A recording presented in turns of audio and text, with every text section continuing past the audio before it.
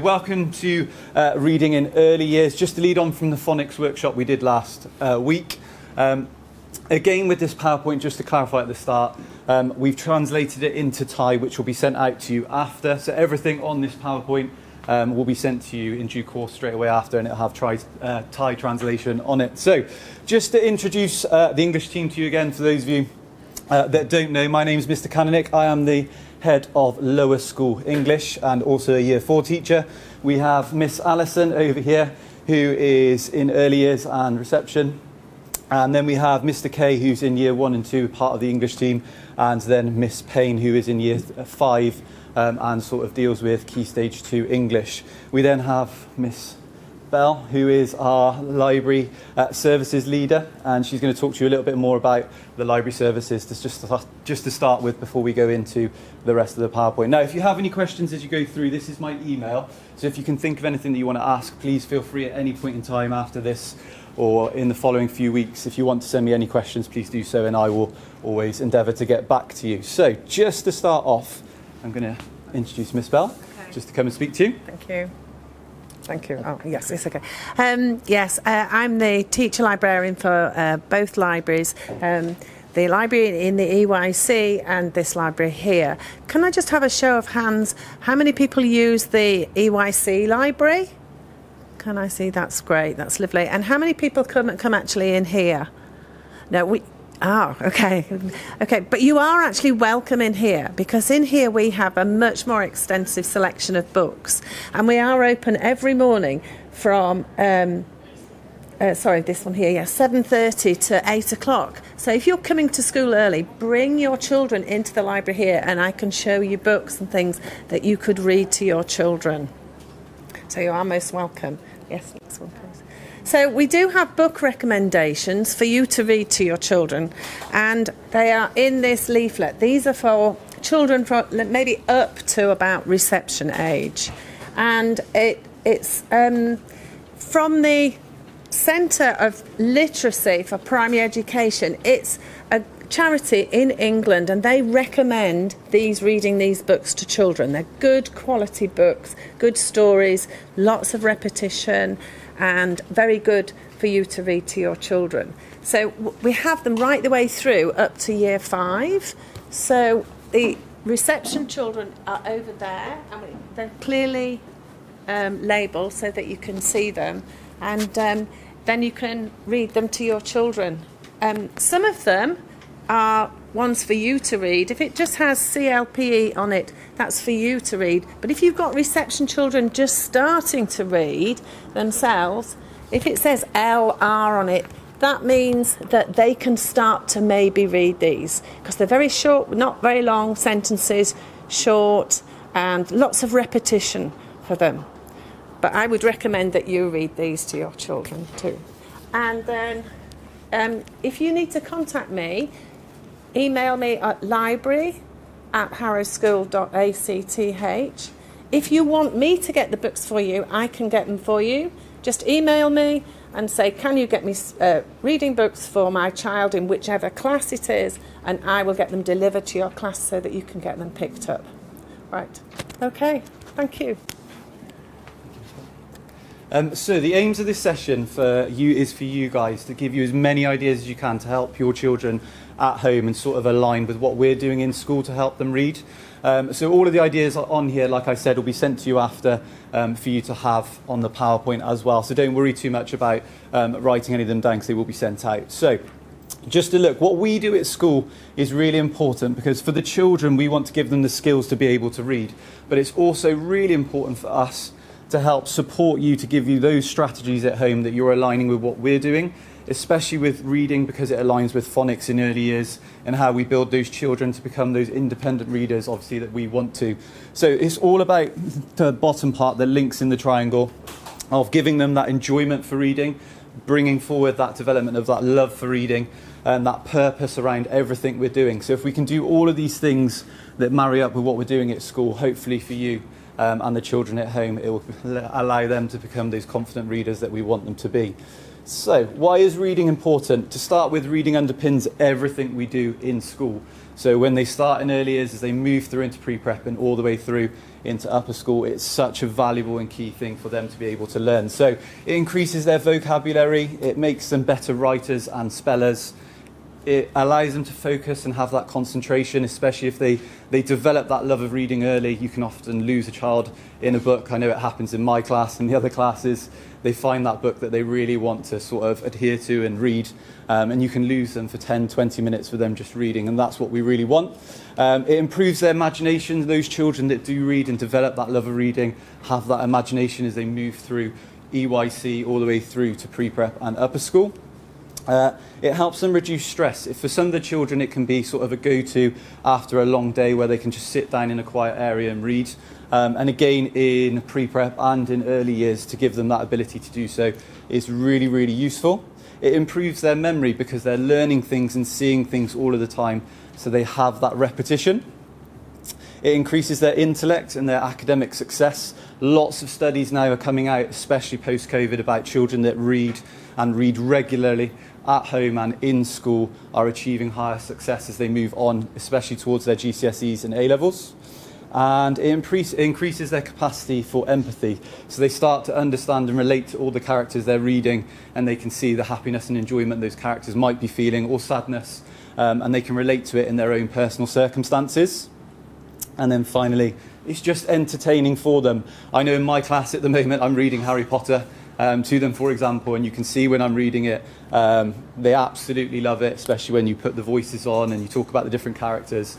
It really starts to allow them to let go with the stories and imagine them.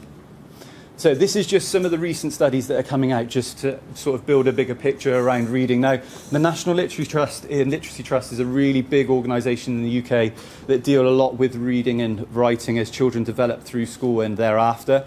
So they found recently, post-COVID, that 95.8% of children said they enjoyed hearing stories read to them, which is huge, because going from school where we read to have that at home as well is fantastic.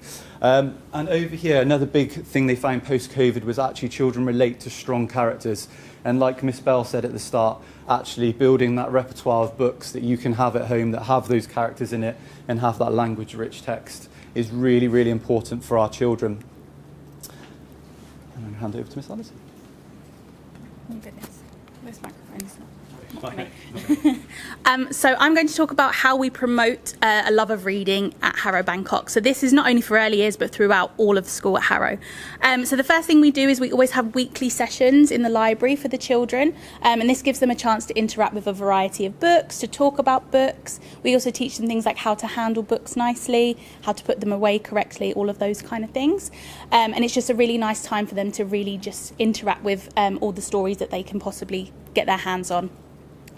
We allow children to take one book home every week from the library, and this is to share with their grown-ups, and this is to help promote that close homeschool link, as well as promote that love of reading as well. So there's allocated time for you guys to come to the libraries and spend time in there with the children, and you can also choose books to take home as well. So there's sessions in the morning before school and also sessions after school as well. And we always give children the autonomy of the books they want to read. So we never choose the books for them. It's always completely up to them which books they want to take home from our library sessions. It's whatever takes their interest, whichever pictures they seem to like, or if there's a particular story they're looking for or an interest they have.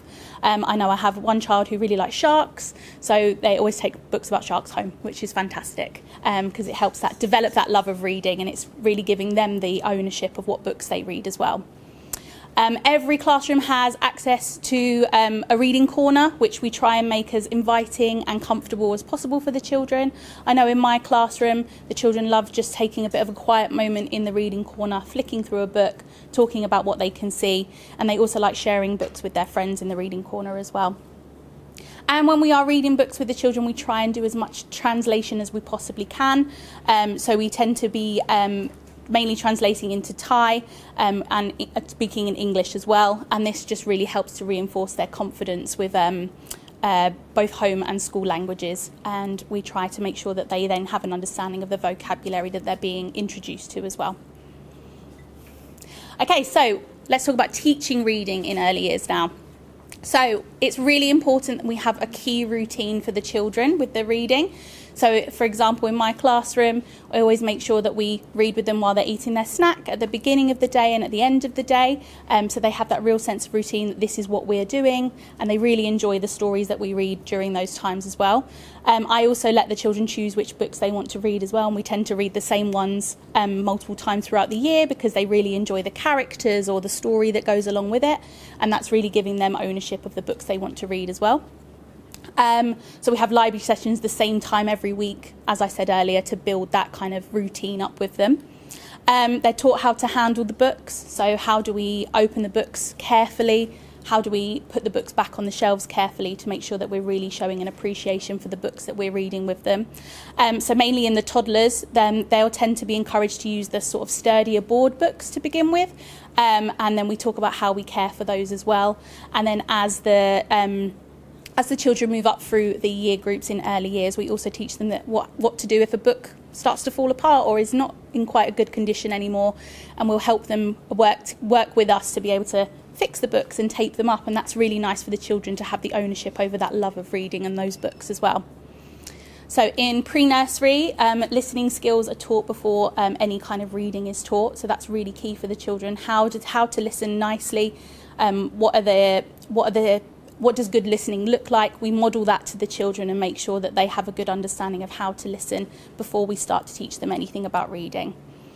And then in nursery and reception, this is when we start reading for pleasure as often as we can. So like I said earlier, I read probably about 3 or 4 times a day with my children alone. That's not even including library sessions that we have or any additional reading that they do as well. And once they begin to learn their phonics sounds, starting in nursery, we read one-on-one with the children too, to develop that fluency and that confidence with their comprehension skills. And we also teach books through our core text sessions, so through English lessons that we do. Every week we have a new book that we focus on, so again we're reading with them yet again, and it really gives them exposure to a variety of texts, because not only do we look at stories, but we look at non-fiction texts as well, which is really important for the children to have that variety of books in their vocabulary.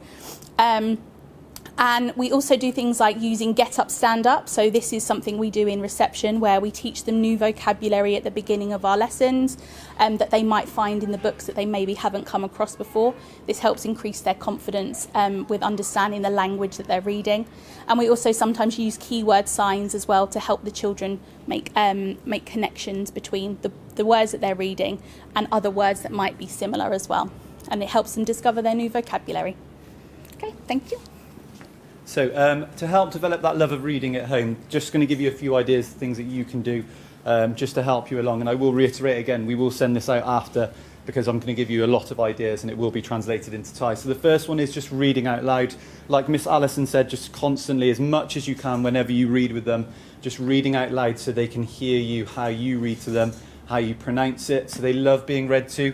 And again, just a recent study found that 89% of children really enjoy obviously being read to at home and in school, but sadly only 44% of that 89% of children are read to at home out loud.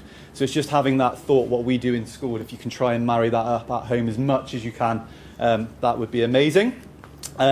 Read out loud in your child's home language. So again, if you are reading to them, it doesn't matter, for example, if you're reading in English or in Thai, they're still hearing you read. And they will obviously still be able to translate it as they go through. So if you want to share books from your home in your home language, that's absolutely fine, and it's still developing that love of reading and that autonomy that the children need. Model it to the children, so let them see you reading all the time. Children pick up on cues at home and things, and when they see their parents doing it and they see their teachers doing it in school, children pick up lots and lots of tips and strategies from that. So if they're seeing you read books at home, magazines, papers, they will embed that themselves. Sorry, Mr. Can I just interrupt with that one? Yep. So when you're modelling it, what we encourage the children to do, for example, if I have my book here in front of me, actually I'll just grab the book, I might encourage them to point along with the words as well, so that if you're reading to them aloud, they can point and follow, but also if you're reading, you can then point and follow as well. And that just really helps the children understand that routine, and will help them develop that key of reading from left to right in the books as well. Amazing. And then we have follow and develop their interests. So like Miss Allison touched on earlier, let the children guide where their reading is going. Let them pick the books. Let them see what they want to read. Like Miss Allison said, she's got a child in her class that likes sharks, so that's what they'll read. But they're still reading and developing that interest. So if your child is leaning towards a subject or a topic that they want to look at, allow it to happen and encourage it, and obviously read that text with them. Compared to the movie, lots of books now, we're in a fantastic opportunity that they have movies there with them. So if they are reading something, that they have a TV program that goes with it, a movie or someone that they can watch, obviously going through the story. That's fantastic, and it's relatable to the children. So you can sort of have that balance of read a bit, watch a bit, read a bit, watch a bit, which again for the children, they can relate to what they're seeing as well as what they're reading, and their imaginations are processing. Immerse your child in the story. So create the story at home. Like Miss Allison again said, when we're in school, we have our library corners and our library that helps immerse the children in their imagination. In our English lessons, we try to immerse the children as much as we can when we look at a new topic or a new book. So having that at home as well, creating things to practically tell the story for them. So maybe making a den, maybe putting on the voices when you are reading the stories to them. Just having that fun with your child to make the story interesting and again, just really relatable, that actually they can learn the story as they go through and enjoy it. So I just wanted Miss Allison to touch on this with you again for those parents that came to the phonics workshop, just to briefly touch on book bands as well and how that relates to the reading, because obviously in the early years that translates across, especially when they come into pre-prep. So just going to touch on it again briefly for you. So phonics is how we teach children to read, and as the children develop their phonics knowledge, they move up the book band levels in their classrooms. So each colour band focuses on a different phase of phonics that we look at. So for example, in nursery, when they start learning their phase 2 sounds, they will usually begin on a book that would look something like this, which is a wordless book. So it's just lots and lots of pictures. And this is where you can start getting your children really interested in looking through those books carefully, looking at page by page, and they can maybe even tell you what they think is happening and where the story is going. Once they start to become more confident with their sounds, they will then move on to something that looks like this, which tends to be just a simple picture and maybe one word on the page, and that's just to help them develop that understanding that the sounds relate to words in the books. And again, like I said, you can maybe start to use your finger pointing to help them see what sounds they can see, and if they're not quite at the stage where they can blend those sounds together to read the words, you can blend it for them. So just lots of that kind of work in there. And then usually at the back of these books there's some really nice questions that you can ask as well as you're going through. So definitely keep an eye out on those as well, because that will help to build their comprehension skills. Then when they become a little bit more confident with their reading, obviously the writing will increase. So you tend to then start having simple sentences that they can usually sound out and then start to blend together. And then by the end of reception, we usually expect children to be on the yellow book band, which this incorporates all of phase 2, all of phase 3. And when we start looking at phase floor consonant blends, this will include those two. So for example, a consonant blend would be like in this word here, slurps. So the S and the L at the beginning, we wouldn't say it sl, we would say it sl, because we have to teach them how to blend those consonants together. It's not as clear cut. But as you can see from here, there's lots of different bands going through right to the end of year 2, and at the end of early years we've already covered 4 phases of phonics. So this is what it looks like. Now we are currently working on rebanding some of the books. Some of the books are not quite where we'd want them to be. So there might be a stage where your child is reading, for example, a red book, and they might come home with a pink book. Now this just might be because where they're currently at, the book that we select for them is at the right stage of where they need to be, and some of the pink books are sort of slightly red reader books, some of the red ones are slightly pink, so there is a little bit of a crossover. So please don't be alarmed if they do come home with a different colour book band. We are checking the books thoroughly before we send them home with you. But yeah, that's just a brief overview of what the book bands look like for our readers. So I've already kind of touched on this about how we read with your child in school. So what we would do is we would select the book with the child. Again, we try and give them as much autonomy with this as possible. So we try and let the children select which book they would like to read. We then sit them down, try and find a quiet area and remind the rest of the children, it's now our reading time. So it's time, if you have a question, you need to go and ask another adult.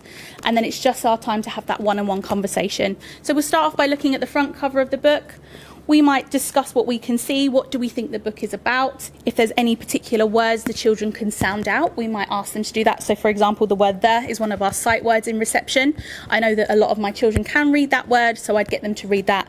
And then I might read the other two words to them. And we just talk about what we can see, really get that discussion going, get them interested in what the book might be about. And then once we open up the book, the first thing I would do at an early reader stage is I would look at the pictures here, and we would again talk about what we can see. Oh, I can see a sheep. Oh, what does the sheep look like? Can you describe it for me? What words can you use to describe the sheep? Just giving them lots of chances to talk about what it is they're looking at. And then after that, we would start talking about what the word says. So we would sound it out using our finger pointing. I'll use this one as an example. So I would say, at, mat. So I can show them exactly how I would expect them to read. And they might be able to already pick up a few of those sounds themselves, which is fantastic. And if not, we can then just support them with it. If they're struggling with something, just help them out. The more they're exposed to you saying it to them, the easier they're going to find it as well. And then once I've read that word, so mat, I might be like, oh, mat, what's that? Can you see that in the picture? And they might point to it or tell me what it is. And I say, oh, I can see something on the mat. What can you see on the mat? Just asking them lots of questions about what it is that they can see, getting them to kind of tell the story to you as well as they're looking through the pictures. Because pictures are part of reading. We can tell a lot from a picture, so it's really important that we talk about those as well. Thank you. And then as I said, at the end of our books, we've got lots and lots of questions usually. So there might be some key questions for comprehension that you can use in there. They might have some, so for example, in these ones, they've got like key words that you can use. They've got games on there. So there's lots and lots of different things at the end of the books that you can use to encourage your children to really have a deeper understanding of what it is they have read. Thank you. Thank you, Miss Ali. So just to give you some other sort of tips and things to take home with you, I'm just going to go through some more ideas of what you can do at home. So like Miss Alison said, just pictures matter for the children. Pictures can provoke 1,000 words depending on what questions you ask, what they can see. And just to go back to this picture, there's lots you can obviously talk about with the children of what they can see, what colour is it, what do they think's happening. So just prompting those questions. So just remembering picture books are valuable. They're very valuable for reading and sparking the children's imagination. And we even can still use picture books up to year 5 and beyond to have those discussions and invoke those discussions with the children. So I read, you read, we read together. Just a couple of strategies with the children you can do. So Miss Ali's just gone through a few with you then. But things like echo reading, where you could read and then get them to read the sentence back to you, is a really good strategy you can do at home. Taking it in turns with characters. Once the children develop a little bit more into reception and the books have those different characters in and beyond, so you could have that at home. So just basically just a way of you being involved with the reading and modelling it as much as you can at home with the children. Reading anything and everything. So although Miss Alison went through the book band books that they have obviously in school and bring home to you, they can still read other things, or you can read to them alongside that. So anything at home that you might pick up, that you might read out loud to them, maps, recipes, magazines, comics, newspapers, letters, posters, anything that you can start reading out loud to them to invoke again that conversation and reading skills they're hearing you do is fantastic. And again, they can have other books as well alongside their book band books to build that love of reading. So if they've picked another book and you want to read it to them as well, that's good practice at home to have alongside obviously what they're doing in school. Audiobooks as well are a fantastic way of just giving the children more access to a wider range of books.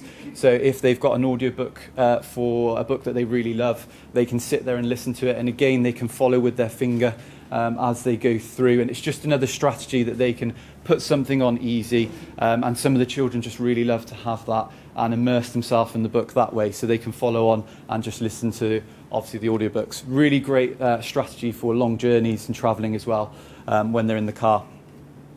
Making reading special, so in their bedrooms, just around the house, just making sure actually reading is a prized possession. It's not something the children are seeing as a punishment or a chore as such. Just making it something really special to invoke that love of reading with them. So planning trips to the library, using the great resources that we have at Harrow with the EYC library and the pre-prep one. And by all means, like Miss Bell said at the start, you can bring them over to this library to have a look around and immerse them over here. Promote books to them at special times and making them a sort of prize for them of doing good things at home and rewards, so they know actually reading is a pleasure and it's something for them that they want to do and they want to achieve and they want to earn. And don't give up. Lots of the children can be quite reluctant as they go through early years and into pre-prep, but they will find a love of reading. And like Miss Allison said, and I've touched on as well, waiting for the children to direct you in the position that they want to go in of the books that they want to read. Because it's that direction that they give you is what they're interested in and what they want to pick up and have a look at and what they want you to read to them.